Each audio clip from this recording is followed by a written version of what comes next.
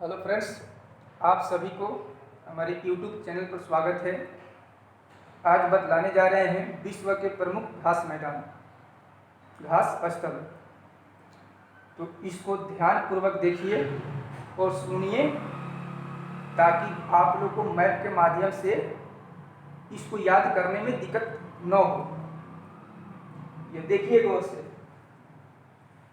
यह मैप है वर्ल्ड का। ये 0 डिग्री यहाँ पर है, यहाँ भी 0 डिग्री है। तो 0 डिग्री से उत्तर दिशा में, यहाँ देखिए उत्तर दिशा यानी नॉर्थ में अगर जाया जाए 30 डिग्री तक तो उष्ण उष्ण मौसम पाया जाता है। उष्ण यानी गर्मी ही गर्मी। उष्ण का अर्थ हुआ बिल्कुल गर्मी, उसमें ठंडी नहीं लगता है, 12 मास गर्मी ही गर्मी।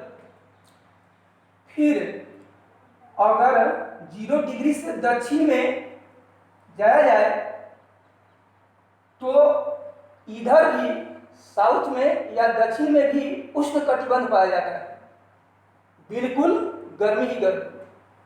इधर भी 30 जाइए या इधर 30, इसके बीच में देखिए, इसके बीच में बिल्कुल उष्ण कटिबंध पाया जाता है, गर्मी ही गर्मी। तो यहां पूछता है कौन सा उष्ण घास का मैदान है, कौन सा नहीं है। तो ये जानिए पूछता है किस तरह से, ये समझने का प्रयास करिएगा। कौन कौन सा उष्ण घास का मैदान है, कौन शीतोष्ण घास का मैदान है। तो इसको देखिए, ये बता, यहां देखिए 1 2 3 4, ये 4 जो घास का मैदान है, जो उष्ण घास का मैदान है, इसके बीच में है। जैसे यहां पर देखिए एक सावना घास का मैदान है, ये पूछता है सावना घास मैदान कौन सा घास है, तो शीत की उष्ण। तो क्या जवाब दीजिएगा, उष्ण घास का मैदान। अगर पूछता है सावना घास मैदान कहां पाया जाता है, तो अब यहां पर देखिए मध्य, बिल्कुल मध्य में है, मध्य पूर्व अफ्रीका, अफ्रीका के बीचों बीच में ये सावना घास पाया जाता है। तो याद रखना, ये जो उष्ण घास मैदान है ये मध्य पूर्व अफ्रीका में पाया जाता है। इसको ध्यान से सुनिएगा, याद रखिएगा। फिर इधर आइए, यहां देखिए ये दक्षिणी अफ्रीका है, दक्षिणी अमेरिका। तो दक्षिणी अमेरिका के ब्राजील में कैंपास बोला जाता है, ये उष्ण घास का मैदान है जो पाया जाता है। तो ये भी याद रखना। अगर पूछ दिया कैंपास घास का मैदान क्या है, उष्ण की शीतोष्ण, तो क्या जवाब दीजिएगा, उष्ण घास का मैदान। या कैंपास उष्ण घास मैदान किस देश में पाया जाता है, तो ब्राजील, यहां याद रखिएगा। यहीं पर लानो जो घास मैदान है, ये कौन सा है, तो उष्ण की शीतोष्ण उष्ण है। ये किस देश में पाया जाता है, तो वेनेजुएला। इसको भी याद रखिएगा। और इधर आइए सिलवास, ये अमेजन नदी घाटी, जो दक्षिण अमेरिका में अमेजन नदी बहती है, तो ये अमेजन नदी घाटी क्षेत्र में अधिकांशतः ये घास पाया जाता है, जिसका नाम है सिलवास। तो ये कौन सा घास है, उष्ण। अगर पूछ दिया अमेजन घाटी में कौन सा घास पाया जाता है, सिलवास। तो यहाँ याद रखिएगा सिलवास कौन सा घास है, तो उष्ण की शीतोष्ण उष्ण। चलिए अब यहाँ चलते हैं हम शीतोष्ण घास के मैदान में। तो अगर 30 डिग्री से 90 डिग्री तक अगर जाया जाए, 30 डिग्री से 90 डिग्री उत्तर में जाया जाए या 30 डिग्री से 90 डिग्री दक्षिण में जाया जाए, तो यहाँ पर इसके बीच में जैसे शीतोष्ण और बिल्कुल शीत पाया जाता है। तो लगभग ये जानिए कि अगर दक्षिण से 30 डिग्री से दक्षिण में 90 डिग्री तक आते हैं, तो लमसम शीतोष्ण और ठंडी। और फिर इधर से उत्तर में 30 डिग्री से उत्तर 90 डिग्री जाते हैं, तो शीतोष्ण। तो ये इसको बोला जाता है शीतोष्ण घास का मैदान। तो यहाँ देखिए, अगर ये प्रेरी घास का मैदान है, ये कहां पाया जाता है, ये याद रखिएगा, कनाडा और यूएसए। ये दोनों देशों में पाया जाता है प्रेयरी। तो याद रखना, कभी कभी दे देता है दोनों देश तो गलती कर, नहीं तो कभी कोई एक देता है, कभी यूएस देगा, नहीं तो कनाडा देगा। तो ये याद रखिएगा।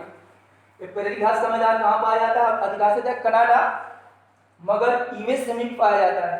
तो इसको भी याद रखिएगा। इधर देखिए, ये है पुष्टाद। पुष्टाद घास का मैदान ये किस महादेश में पाया जाता है? तो यूरोप। जो कौन सा घास मैदान है? पुष्टाद। ये शीतोष्ण घास का मैदान है। ये भी कौन सा प्रेयरी, कौन सा घास का मैदान है? तो शीतोष्ण। पुष्टाद घास मैदान कहाँ पाया जाता है? तो यूरोप। यूरोप के बीचों बीच में ये पाया जाता है। तो मतलब पूरे यूरोप में ये घास पाया जाता है। तो इसको याद रखिए। फिर इधर आइए, स्टेपीज जो सबसे महत्वपूर्ण है। ये पूछता है स्टेपीज किस महादेश में पाया जाता है घास का? घास तो कभी एशिया देता है, कभी यूरोप, कभी ऑप्शन में आता है यूरेशिया। तो ये दोनों महादेश में पाया जाता है, एशिया और यूरोप। और एशिया यूरोप को ही कहा जाता है यूरेशिया। तो यहाँ याद रखिएगा, स्टेपीज घास मैदान किस महादेश में पाया जाता है? तो एशिया प्लस यूरोप को ऑप्शन में डालता है, एशिया यूरोप न देकर यूरेशिया। तो यहाँ याद रखिएगा। फिर यहाँ पर देखिए, ये जो दिए हैं इस तरह से, ये बिल्कुल उत्तर में है। जो सीधे बर्फ से, ये सब सारे बर्फीले एरिया है। ये सारे बर्फीले एरिया है। बर्फ जो बर्फ में घास उगते हैं उसे टुंड्रा घास कहा जाता है। देखिए, ये टुंड्रा घास। तो ये पूछता है बर्फीली एरिया में उगने वाले घास या बर्फ पर उगने वाले घास को किस नाम से जाना जाता है? सावना की, प्रेयरी की, टुंड्रा की, सेलवास, इस तरह से ऑप्शन। तो टुंड्रा, जो भी बर्फीले एरिया में उगता है घास है उसको कहा जाता है टुंड्रा।